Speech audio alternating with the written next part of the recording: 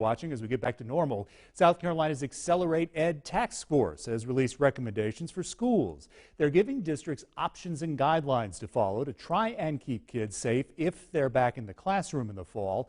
Here's Kimberly Brown.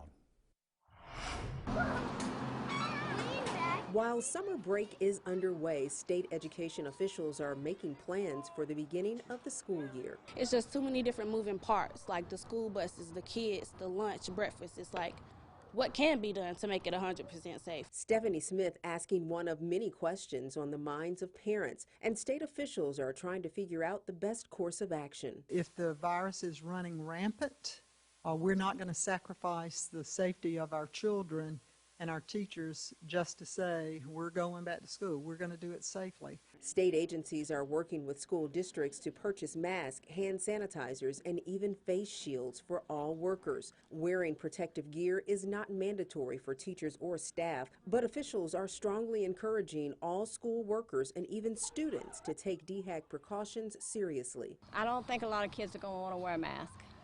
They're not going to want to keep it on. The report released by the 13-member task force gives districts a menu of options so they can decide what's best for their students. The recommendations range from in-person classes to remote learning and even hybrid models. It all depends on the children. Like, some children don't really learn that good with online school. Some of them are better with the teacher in front of them. State Superintendent SPEARMAN leaving the final decision about school structure until August, which will include DHEC guidelines. She also wants the state to ease up on some requirements. The time that we could save by not doing all of the standardized testing in the spring, and for sure the anxiety that our teachers and students have, and we need to relieve that as much as possible during this pandemic. Kimberly Brown, 7 News.